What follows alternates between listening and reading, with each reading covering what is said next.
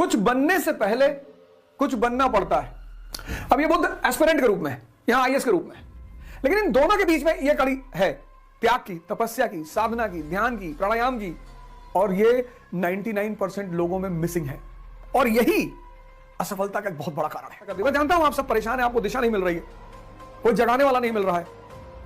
तो नौजवान क्रांति का जो अगला चरण है, उसका जो प्रोग्राम है ब्लूटूथ, उसका यही उद्देश्य है, खुद से कनेक्ट होकर फिर बाहर से कनेक्ट हो जाओ, अपना विकास करो, अपना उत्थान करो।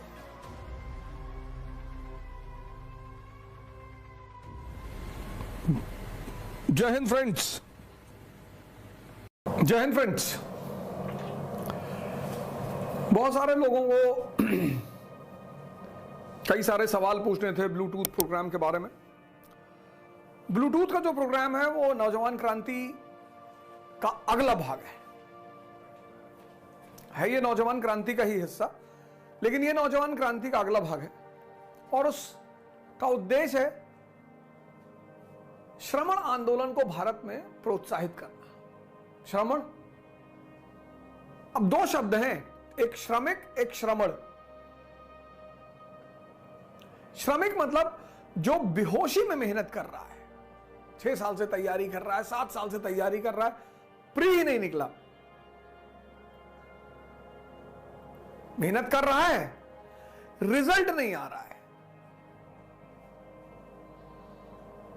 सन्यासी, कुछ बनने से पहले बुद्ध भगवान है, राम भगवान है,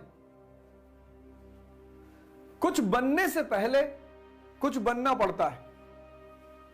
बुद्ध राजकुमार के रूप में, राम राजकुमार के रूप में। राजकुमार से भगवान की जो दूरी इन लोगों ने तय की, उसके बीच में यह है, यही था भारत का सन्यासी आंदोलन, यही था भारत की जान।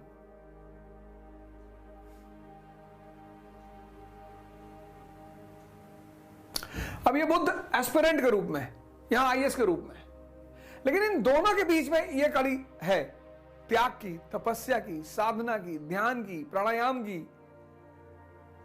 आज के भारत ने क्या किया? इस बीच की कड़ी को छोड़ दिया, उसको सीधे राजकुमार से भगवान बनना है। संभव ही नहीं है, संभव ही नहीं है। और इसी चरण में कोच की जरूरत है, गुरु की जरूरत है। पढ़ाने के लिए नहीं, सिर्फ दिशा देने के लिए।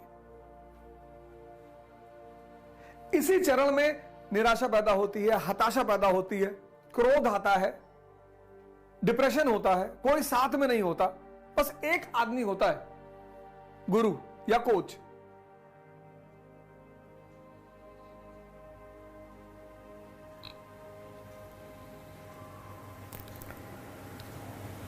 इस फोटो पर विचार करिएगा।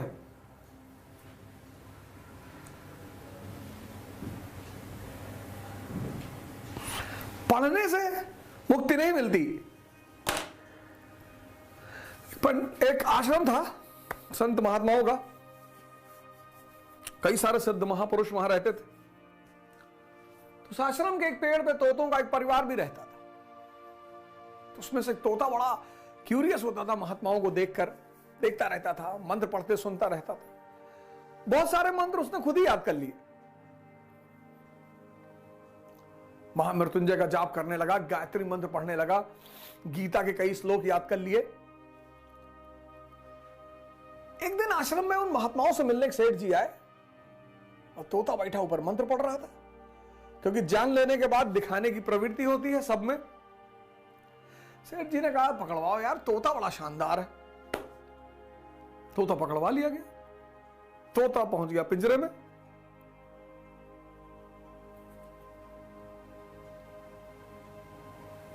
ज्ञान भारी पड़ गया। राज्य के राजा का जन्मदिन था। जगत सेठ ने सोचा कि यार इतना प्यारा तोता मंत्र पढ़ता है, श्लोक पढ़ता है, इससे बढ़िया गिफ्ट क्या। उन्होंने तोता को ले आके दे दिया राजा को। राजा ने तोता को सोने के पिंजरे में रख दिया। ज्ञान अगर सही दिशा में ना हो तो बंधन बन जाए, कारावास, दर्द।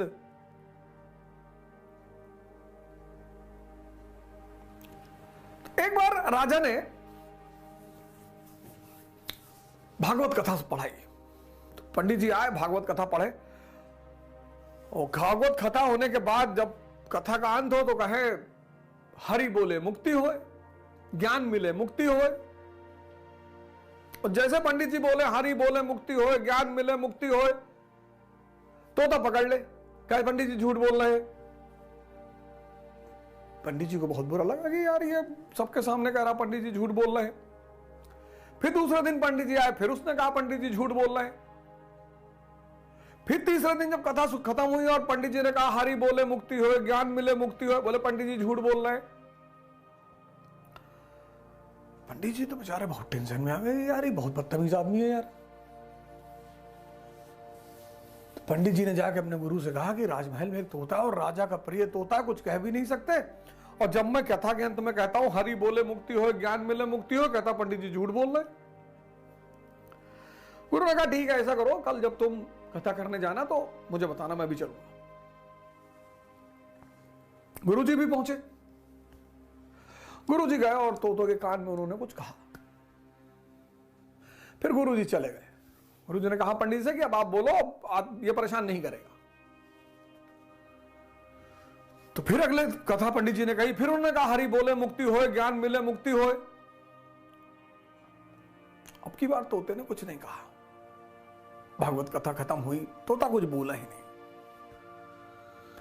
पंडित जी भी बड़े हैरान हो गए, गुरु जी ऐसा क्या बोल दिया इसके कान में।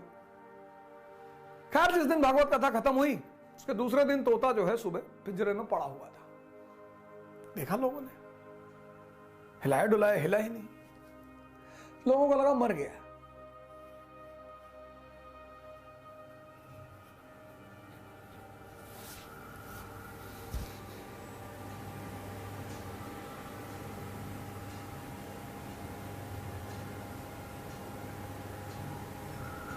राजा को बुलाया गया, राजा ने भी हिलाया डुलाया। तो राजा ने कहा भैया इसे ले आकर बाहर छोड़ा। जैसे ही बाहर छोड़ा वो ओढ़ के पेड़ पे पहुंच गया।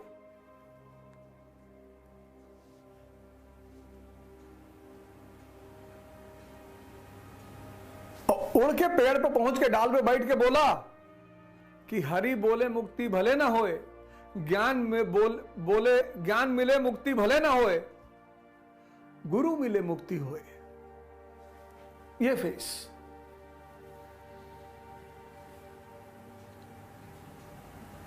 कुछ बनने से पहले कुछ बनना पड़ता है। ये सन्यासी, सन्यासी मतलब घर छोड़कर भागने वाला नहीं। डिसिप्लिन, प्रायोरिटी, गोल। और ये 99% लोगों में मिसिंग है, और यही असफलता का एक बहुत बड़ा कारण है। पढ़ने लिखने से आप हवाई जहाज में ट्रेवल करो, सबसे ज्यादा पढ़े लिखे लोग वहीं बैठते हैं, और वो बेचारी एयर होस्टेस कितनी बार बोलती है open the window, close the tray table, straighten your chair, seat belt लगाओ। फिर बाद में आके सबको सीट बाय सीट बोलती हैं कि please sir close your tray table. सबसे पढ़े लिखे लोग वहां बैठते हैं। फिर प्लेन लैंड किया, जैसे ही लैंड करके रनवे पे पहुंचा, कई लोग खड़े होते कि भैया, वो चिल्लाती रहती sir please sir please sir please. अरे सर को समझ में आए तब तो। मैं तो हमेशा कहता हूं कि इंडियन प्लेन्स में एयर होस्टेस नहीं होनी चाहिए, बाउंसर्स होने चाहिए। खड़े हुए मारा भड़ाक से 4 फुट नीचे।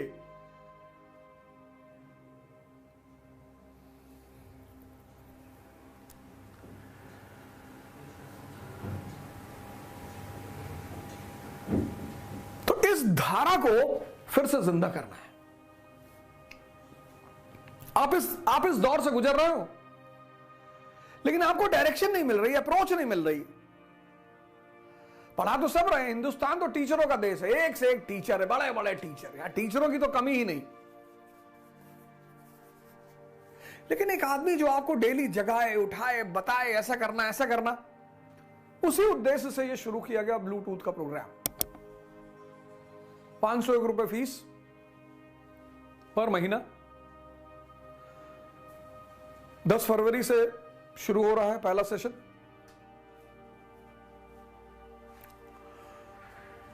जिन लोगों ने 10 फरवरी तक एडमिशन ले लेंगे, 11 फरवरी के बाद जो एंटर करेगा उसको ₹1100 देना पड़ेगा। 6 महीने बाद फीस बढ़ जाएगी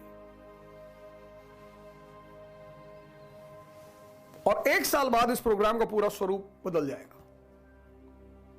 4 दिन क्लास चलेगी हर सप्ताह में।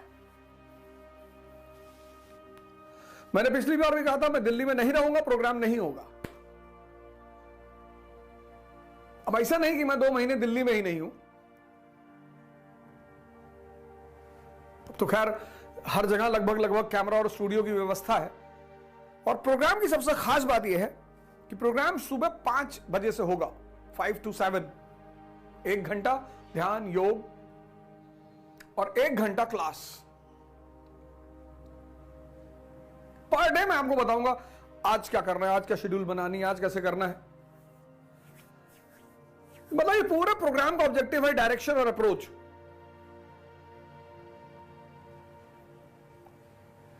पांच से 7, 1 घंटा ध्यान योग, 1 घंटा पढ़ाई, सिर्फ एनसीईआरटी, कोई नोट्स नहीं, कोई रिकॉर्डेड लेक्चर नहीं, कुछ भी नहीं, कोई नोट्स नहीं, कोई रिकॉर्डेड लेक्चर नहीं। आपका आज का प्रोग्राम छूट गया, उसका कोई रिकॉर्डेड लेक्चर नहीं, कोई नोट्स नहीं, सिर्फ एनसीईआरटी।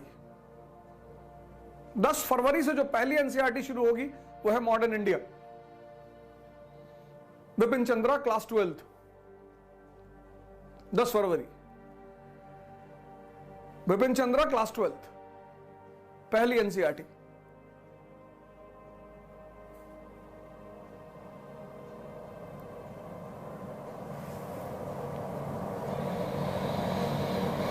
यह पूरा था प्रोग्राम का स्वरूप। सुन लीजिए टर्म एंड कंडीशन, फिर एडमिशन लीजिएगा। डायरेक्शन और अप्रोच के केंद्रित है यह प्रोग्राम, सिर्फ डायरेक्शन और अप्रोच। पूरी एनसीईआरटी पढ़ाऊंगा, history, polity, economy, general science, सब।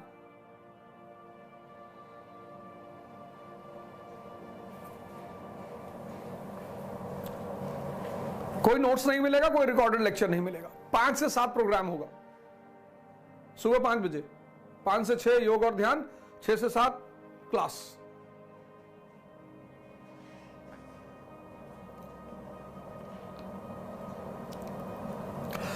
और इस धारा को रिवाइव करना है। बिना तपे, बिना गले, बिना मरे इस स्टेज पे कोई पहुंचेगा ही नहीं। आप इंडिया में कोचिंग करो, इलाहाबाद में करो, दिल्ली में करो, लंदन में करो, न्यूयॉर्क में करो, कोई फर्क ही नहीं पड़ता। बहुत मैसेजेस आते हैं मेरे पास, सर प्लीज मेरी हेल्प कर दीजिए, सर मुझे बता दीजिए, सर ऐसा कर दीजिए। मैं जानता हूं आप सब परेशान हैं, आपको दिशा नहीं मिल रही है, कोई जगाने वाला नहीं मिल रहा है। तो नौजवान क्रांति का जो अगला चरण है, उसका जो प्रोग्राम है ब्लूटूथ, उसका यही उद्देश्य है। आप यहां पे हैं, राजकुमार हैं, अब आपको तपना पड़ेगा, गलना पड़ेगा।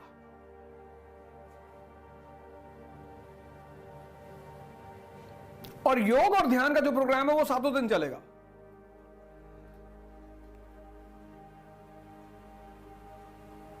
वो तो 7 दिन चलेगा, फिर यहां पहुंचना है। यह भारत की सबसे बड़ी विधा थी, सबसे बड़ी। इसलिए पश्चिम को भारत के सन्यासियों को बदनाम करना है किसी भी तरह से, क्योंकि उनको पता है कि जिसने सन्यास की कला समझ ली वो सुपरमैन। ये बात पश्चिम को पता है कि जिसने भारत में सन्यासी की कला पकड़ ली वो Superman, Superman, super human, God. तो उन्होंने कहा कि इस विधा को डिस्टर्ब करो, लोगों को दिग्भ्रमित करो।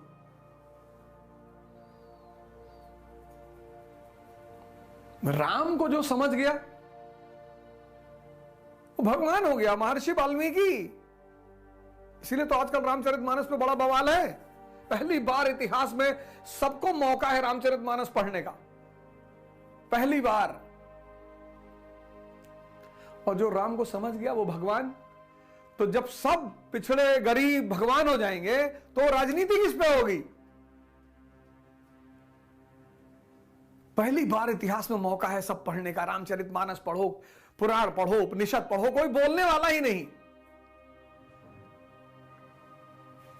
तो फिर समाज का वो जो शासक तबका उसको लगा कि अरे ये तो सब पढ़ लेंगे, ये तो सब महर्षि वाल्मीकि से, ये सब महर्षि वाल्मीकि जैसे हो जाएंगे, रैदास जैसे हो जाएंगे, संत दादू जैसे हो जाएंगे, तो इनको रामचरितमानस ही ना पढ़ने दो।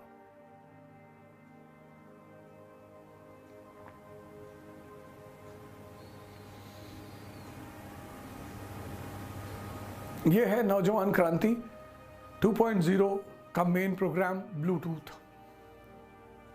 खुद से कनेक्ट होकर फिर बाहर से कनेक्ट हो जाओ, अपना विकास करो, अपना उत्थान करो। 10 फरवरी सुबह 5 बजे मिलेंगे। जय हिंद।